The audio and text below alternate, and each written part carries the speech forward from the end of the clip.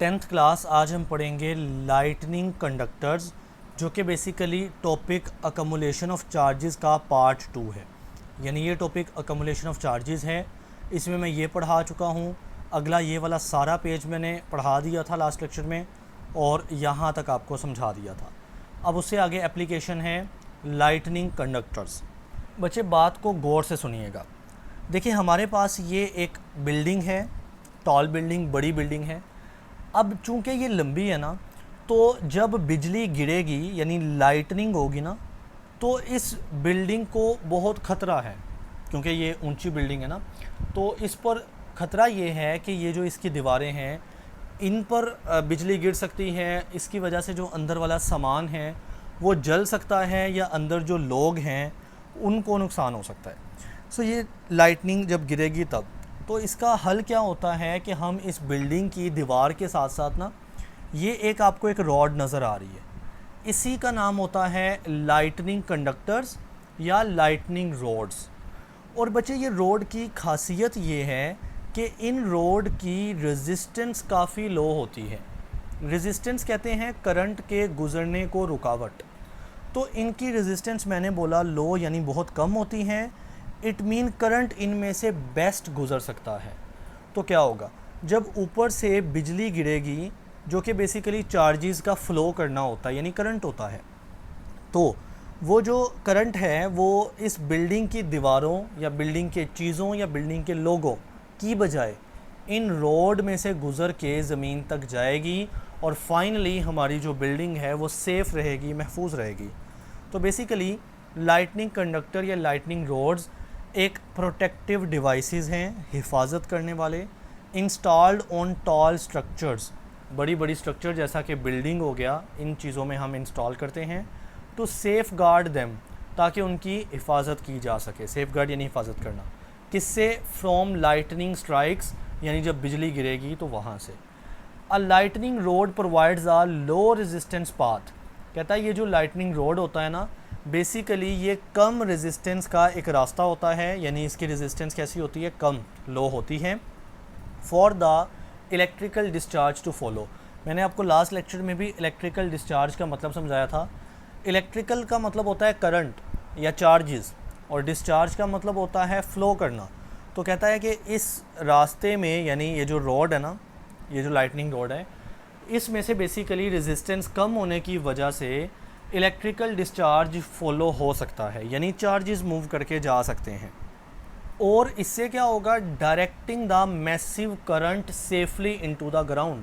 और जो बिजली में बहुत सारा करंट आ रहा है वो इस रोड से होता हुआ सेफली ग्राउंड यानी ज़मीन में चला जाएगा और हमारी बिल्डिंग्स, हमारी स्ट्रक्चर्स महफूज रहेंगी। This prevents the lightning from passing through building. तो इससे प्रिवेंट होता है यानी रुक जाती हैं बिजली के, वो नहीं गुज़र पाती बिल्डिंग में से, ठीक है। विच कुड कोज फायर्स, जिससे आग लग सकती थी अगर वो बिल्डिंग में से गुज़रती। हमने उसको गुज़रने नहीं दिया, हमने उसको एक दूसरा रास्ता दे दिया जो कि लाइटनिंग रोड्स कहलाते हैं। इसके अलावा जो स्ट्रक्चरल डैमेज है वो बच जाता है। इसके अलावा हार्म टू ह्यूमंस, यानी इंसानों को नुकसान नहीं होता, वो भी बच जाता है। तो कहता है कि बाय चैनलिंग, यानी हम चैनल कर देते हैं the lightnings energy safely away, यानी जो लाइटनिंग यानी बिजली की जो एनर्जी होती है उसको सेफ़ तरीके से हम उसको एक चैनल प्रोवाइड कर देते हैं, एक रास्ता प्रोवाइड करते हैं। The road protects both the structure and it's occupant. तो जो ये लाइटनिंग रोड है ये इस पूरे बिल्डिंग की स्ट्रक्चर को भी प्रोटेक्ट करता है और उसके ऑक्यूपेंट यानी जो जो इसके अंदर चीज़ें हैं उनको भी प्रोटेक्ट करता है। जी तो बच्चे, अगर लाइटनिंग कंडक्टर शॉर्ट आता है तो ये पैराग्राफ आप लिखेंगे एंड दैट्स इट। लेकिन जो नीचे वाला एक बड़ा सा पैराग्राफ है वो उसी लाइटनिंग के प्रोसेस यानी बिजली कैसे गिरती है उसको एक्सप्लेन किया है।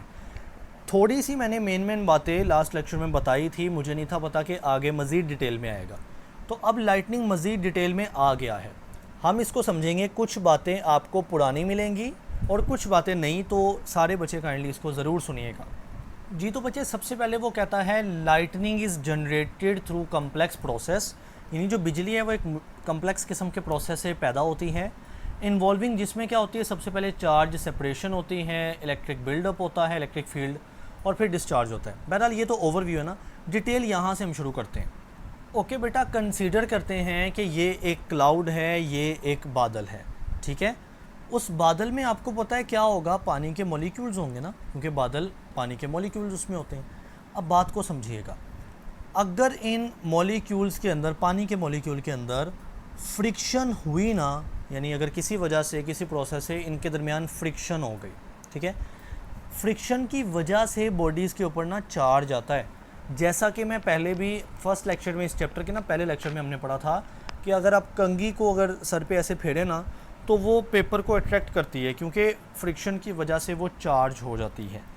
बहरहाल जब हम मॉलिक्यूल देखते हैं कि ये जो पानी के मॉलिक्यूल हैं बादल के अंदर, इनके दरमियान क्या फ्रिक्शन पैदा हो तो इनके ऊपर ऑपोजिट चार्ज आ जाएगा। मतलब कुछ पानी के मॉलिक्यूल के ऊपर ऐसे पॉजिटिव चार्ज आएगा और कुछ के ऊपर ऐसे नेगेटिव चार्ज आ जाएगा, ठीक है। या बच्चे, चार्ज एक और तरीके से आ सकता है। एक प्रोसेस होता है वोल्केनिक प्ल्यूम्स, ठीक है, इसी को हम वोल्केनिक इरप्शंस बोलते हैं। और ये प्रोसेस क्या होता है, जो वोल्केनोज हैं, लावा का फटना होता है, वो होते हैं वोल्केनिक इरप्शन या वोल्केनिक प्ल्यूम्स। इनके अंदर आपको पता है ना, स्मोक यानी धुआं निकलता है, डस्ट निकलती है। तो उन डस्ट के दरमियान या स्मोक या डस्ट के दरमियान भी फ्रिक्शन की वजह से चार्ज आ सकता है। यानी जब वो यहाँ पर आएंगी एटमॉस्फेयर के अंदर, तो उनके दरमियान भी फ्रिक्शन की वजह से क्या डेवलप हो सकता है, चार्ज। ओके, तो पहली बात देखें, कहता है it begins with friction between water molecules suspended in the clouds. यानी जो बादल के अंदर वाटर के मॉलिक्यूल्स होते हैं ना, उनके दरमियान फ्रिक्शन हो सकती हैं ड्यूरिंग थंडरस्टॉर्म्स, यानी जब थंडरस्टॉर्म कहते हैं बिजली का गरजना चमकना, इस दौरान।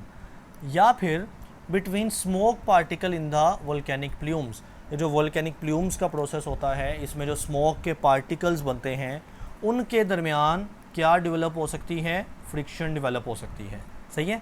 तो इससे क्या होगा, leading to accumulation of electric charge, charges जमा हो जाएंगे, अकमुलेट हो जाएंगे, मतलब कुछ पे पॉजिटिव चार्ज जमा हो जाएंगे और कुछ पे नेगेटिव चार्ज। अभी तक इतना ही मैंने पढ़ाया कि चार्जेस अकमुलेट कब होंगे, जब फ्रिक्शन होगी। फ्रिक्शन या तो पानी के यानी वाटर मॉलिक्यूल्स के दरमियान हो सकती है, या फिर हो सकती है जो स्मोक पार्टिकल्स हैं जो कि वोल्केनिक प्ल्यूम्स में से पैदा हुए, उनके दरमियान। अब बेटा अगला स्टेप ये होता है कि ये चार्ज ना क्लाउड यानी बादल के अंदर सेपरेट होते हैं।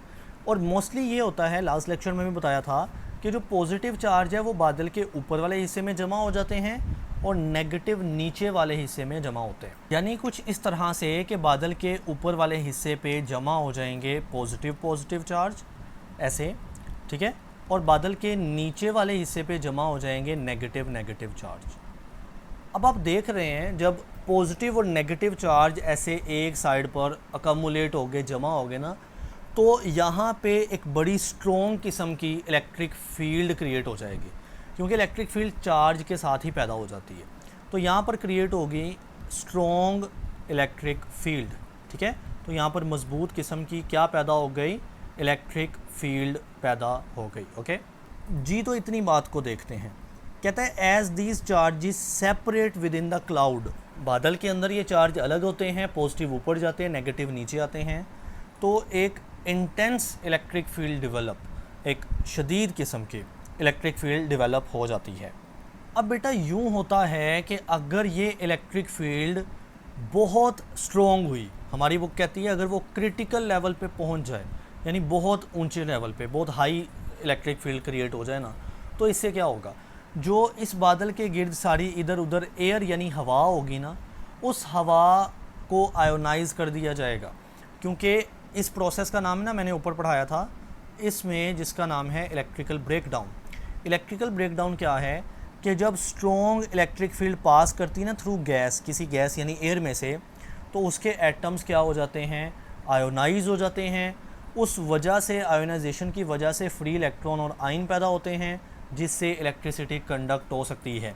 सो वही बात यहाँ पे होगी, जब इस बादल के गिर्द स्ट्रॉन्ग इलेक्ट्रिक फील्ड क्रिएट हुई तो इर्द गिर्द की जो एयर है उसके एटम्स की आयोनाइजेशन हो जाएगी, यानी वो एटम जो नॉर्मली सेंटर पे पॉजिटिव चार्ज रखता है और बाहर नेगेटिव चार्ज, इस स्ट्रॉन्ग इलेक्ट्रिक फील्ड की वजह से वो अलग अलग हो जाएंगे, यानी पॉजिटिव चार्ज नेगेटिव से अलग हो जाएंगे, ऐसे पॉजिटिव चार्ज नेगेटिव से अलग हो जाएंगे, यानी आयोनाइजेशन यहाँ भी हो जाएगी।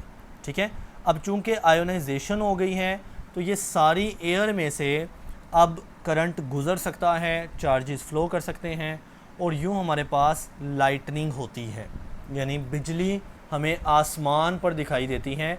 अभी मैं ये नहीं समझा रहा कि ज़मीन तक वो कैसे पहुँचेगी, वो भी एक तरीका है। अभी ये है कि बादल के इर्द गिर्द जो है वो एयर आयोनाइज हुई हैं, जिससे ऊपर वाला प्रोसेस यानी इलेक्ट्रिकल ब्रेकडाउन होगा, उस वजह से यहाँ से बिजली गुजरेगी और हमें आसमान में बिजली चमकती दिखाई देती है। So when this field reach a critical level, जब ये जो इलेक्ट्रिक फील्ड है ये पीक लेवल पे, क्रिटिकल लेवल पे पहुंच जाती है ना, तो surrounding air undergoes electrical breakdown, तो जो इर्द गिर्द की हवा होती है उसमें आ जाता है इलेक्ट्रिकल ब्रेकडाउन, यानी करंट उसमें से अब गुजर सकता है क्योंकि वो एयर आयोनाइज हो चुकी है। Forming lightning streamers ionised channel, यानी अब जो है लाइटनिंग बिजली के गुजरने वाले चैनल्स बन चुके हैं और वो आयोनाइज्ड हैं, मतलब जो एयर है अब वो आयोनाइज हो चुकी हैं और वो एक चैनल का काम करेगी। That create a conductive path for current flow, तो इससे क्या होगा, करंट फ्लो हो सकता है, हमें आसमान पर बिजली चमकती दिखाई देगी। अब हम नेक्स्ट मूव करते हैं। अब बेटे हमने ये देखना है कि ये जो बिजली है ये ग्राउंड यानी ज़मीन तक कैसे पहुंचेगी। हम यहाँ पर ग्राउंड यानी ज़मीन को बना लेते हैं। बच्चे नॉर्मली ज़मीन की सरफेस के ऊपर ना आप यही कंसीडर करते हैं कि दोनों चार्जेस पॉजिटिव और नेगेटिव रेंडमली ऐसे पड़े होते हैं, बट हम देखते हैं कि बादल का जो निचला हिस्सा है ना, चूंकि वो अब नेगेटिव चार्ज है, तो वो इन पॉजिटिव चार्ज को अपने यानी सामने रखेगा, ज़मीन पे रखेगा, और वो इन नेगेटिव चार्ज को रिपेल करके दूर कर देगा। यानी वो अपने करीब किसको रखना चाहेगा, नेगेटिव है ना, ये नेगेटिव है ना बादल के निचले से, तो ऑपोजिट चार्ज को रखना चाहता है। तो इस वजह से आप यूँ समझ लें ज़मीन के ऊपर नेगेटिव रिपेल हो जाएंगे, दूर चले जाएंगे, और यहाँ पर रह जाएंगे पॉजिटिव पॉजिटिव चार्ज इस ग्राउंड यानी ज़मीन के ऊपर। ओके, तो इस ज़मीन के ऊपर क्या रह गए, ये ग्राउंड है, पॉजिटिव पॉजिटिव चार्ज रह गए। तो ये बात उसने लिख दिया, इतनी पहले पढ़ लेते हैं। कहता है in the case of cloud to ground lightning, जब क्लाउड यानी बादल से ज़मीन तक बिजली गिरती है ना, तो उसमें क्या होता है, जो स्ट्रॉन्ग इलेक्ट्रिक फील्ड है from the charged cloud induce N opposite charge on the earth surface, यानी नीचे वाला ऐसा नेगेटिव चार्ज है तो वो इंड्यूस करेगा पॉजिटिव चार्ज ज़मीन की अर्थ की सरफेस के ऊपर। ठीक है, particularly in the conductive material, और ज़मीन के ऊपर ख़ास तौर पर कंडक्टिव मटेरियल्स के ऊपर, यानी ऐसी मटेरियल जिनमें से करंट गुजर सकता है, जैसे कोई लोहे की चीज़ें हो गई। तो अब क्या होगा कि ये क्लाउड नेगेटिव चार्ज है उसका निचला हिस्सा, और ज़मीन है पॉजिटिवली चार्ज, तो दरमियान वाली जो एयर होगी, इन दोनों के दरमियान वाली जो हवा होगी, अगेन बेटे वो आयोनाइज हो जाएगी अगर ये इलेक्ट्रिक फील्ड बड़ी मजबूत हुई, यानी ऊपर जो नेगेटिव चार्ज है वो बड़ा मजबूत हुआ, नीचे जो पॉजिटिव चार्ज है वो बड़ा मजबूत हुआ, तो दरमियान वाली जो हवा होगी वो क्या हो जाएगी, आयोनाइज हो जाएगी, यानी उसके अंदर अगेन उसके जो एटम्स होंगे, गैस के मॉलिक्यूल्स होंगे, वो अपने आप को पॉजिटिव और नेगेटिव चार्जेस में यूँ डिवाइड कर लेंगे। डिवीजन की वजह से अब ये रास्ता सारा कंडक्टिंग हो चुका है, यानी चार्जेस करंट पास कर सकते हैं, तो फिर यहाँ से एक स्ट्रॉन्ग किस्म का करंट फ्लो करके ज़मीन तक रीच करेगा यानी पहुँचेगा। तो यूँ क्लाउड से ग्राउंड तक, बादल से ज़मीन तक लाइटनिंग हमें नज़र आएगी। तो कहता है when the electrical potential difference become large enough, यानी अगर ये चार्जेस इतने ज़्यादा स्ट्रॉन्ग हुए तो जाहिर है इनका पोटेंशियल भी इनफ लार्ज होगा, बहुत बड़ा होगा, तो इट ओवरकम्स एयर रेजिस्टेंस, तो दरमियान वाली जो हवा है उसकी जो रेजिस्टेंस है, रुकावट है, उस पर ओवरकम काबू पा लिया जाएगा, allowing a rapid discharge of electricity, इसकी वजह से जो इलेक्ट्रिसिटी बिजली है वो रैपिड यानी बहुत तेज़ी से डिस्चार्ज यानी फ़्लो करेगी। डिस्चार्ज का मतलब अगेन बता रहा हूँ, बिजली का गुजरना, फ़्लो करना, between the cloud and ground, यानी क्लाउड से ज़मीन तक एक बड़ी तेज़ किस्म की बिजली गुजरेगी। ठीक है, अब इस बिजली से होगा क्या, दिस डिस्चार्ज, ये जो बिजली का गुजरना है ना, result in the brilliant flash, यानी काफ़ी ज़्यादा तेज़ रोशनी नज़र आएगी। ब्रिलियंट कहते हैं तेज़, फ्लैश बोलते हैं रोशनी को। एंड थंडर, और गरजेगा चमकेगा यानी गरज चमक होगी। करेक्टराइज्ड लाइटनिंग, जिसको हम बिजली का चमकना बोलते हैं। और ऐसा भी होता है विद सम स्ट्राइक्स, यानी बाज झटके occurring from cloud to cloud. यानी देखें ना, अभी हमने क्या समझा कि सबसे पहले क्लाउड के गिर्द जो हवा है वो आयोनाइज होती है, तो हमें आसमान पे थोड़े बहुत बिजली नज़र आती है। फिर अब हम देख के हटे हैं कि क्लाउड टू ग्राउंड, यानी बादल से ज़मीन तक का। लेकिन ऐसा भी तो होता है कि इमेजिन करें ये क्लाउड है, उसके साथ यहाँ भी एक क्लाउड है, तो दोनों के दरमियान जो एयर है, हवा है, वो कंडक्टिंग कर ले, इलेक्ट्रिकल ब्रेकडाउन कर ले, तो फिर बिजली हमें कैसी दिखाई देगी, एक बादल से दूसरे बादल तक। तो ये बात वो कर रहा है कि विद सम स्ट्राइक्स, यानी कुछ ये झटके या कुछ बिजली का गिरना अक्कर हो सकता है फ्रॉम क्लाउड टू क्लाउड, एक बादल से दूसरे बादल तक, और even from the ground to the cloud in response to charge redistribution. और ये भी एक प्रोसेस है, लेकिन आपने इसको रीड नहीं करना, कि बाज़ केस में उल्टा भी हो जाता है, यानी ग्राउंड से क्लाउड की तरफ एक इलेक्ट्रिकल डिस्चार्ज होता है, करंट फ्लो होता है, बिजली होती है। और ये स्पेशली टॉल बिल्डिंग यानी ऊंची ऊंची बिल्डिंग में ये प्रोसेस हमें कभी कभी देखने को मिल सकता है। इसकी भी प्रॉपर डिटेल है जो कि हम ज़ाहिर है नहीं करेंगे एक लाइन के लिए। ओके बेटा, तो अब हम सिर्फ एक चीज़ देखना चाह रहे हैं कि ये जो ऊपर टॉपिक है, ये देखें उसने लाइटनिंग का अलग ही एक स्टोरी शुरू कर दी, जो कि ज़ाहिर है मैंने समझा दी। लेकिन जो मेन हेडिंग थी, हेडिंग क्या थी यहाँ पर, लाइटनिंग कंडक्टर या लाइटनिंग रॉड, उसकी ज़रा हम ये डिटेल देखते हैं। ये एक टॉल बिल्डिंग है ना, उस बिल्डिंग में सबसे ऊपर एक बारीक किस्म का आपको रॉड नज़र आ रहा है, वो लाइटनिंग रॉड ही है, लेकिन सिंपल लाइटनिंग रॉड है, उसके साथ भी कुछ एलिमेंट होंगे। तो उस लाइटनिंग रॉड के साथ आपको ये जो ग्रीन ग्रीन नज़र आ रही है ना, ये है अर्थ डाउन कंडक्टर, जो कि कॉपर की स्ट्रिप होती है, यानी कॉपर की एक पट्टी होती है जो ज़मीन तक लेकर जाएगी किसको, आने वाले करंट को, आने वाली बिजली को। जो बिजली आएगी इसके ऊपर गिरेगी, सबसे पहले वो सिंपल कंडक्टिंग रॉड में होती हुई किस में मूव करेगी, इस अर्थ डाउन कंडक्टर जो कि ग्रीन बना है ना, इसके अंदर, और ये बेसिकली कॉपर की एक स्ट्रिप होती है। ठीक है, फिर आगे हमारे पास ये लगा होगा जिसका नाम होता है चेक टर्मिनल। बेसिकली इसकी भी प्रॉपर डिटेल है, लेकिन आपने नाम याद रखना है और थोड़ा सा काम सुन लें। ये आने वाले जो करंट है ना, उसको चेक करता है, उसको एनालाइज करता है। जैसे आप समझ लें कोई कंट्रोल सेंटर नहीं होता किसी डिपार्टमेंट का, जो कि आने वाले लोगों को चेक करता है, तो ये आने वाले बेसिकली जो लाइटनिंग है, जो बिजली है, उसको चेक करेगा चेक टर्मिनल। और फाइनली ये इस ज़मीन अंडरग्राउंड कर देगा, ज़मीन के नीचे। और ये है क्रोज फुट अर्थ लीड, यानी क्रो के फुट, क्रो होता है ना, उसके फुट जैसा है। आप देख सकते हैं इसकी शेप ऐसी है जैसे क्रो का फुट होता है। तो क्रो के फुट की अर्थ लीड है, यानी यहाँ से वो करंट ज़मीन अर्थ में चला जाएगा, ये एक लीड है।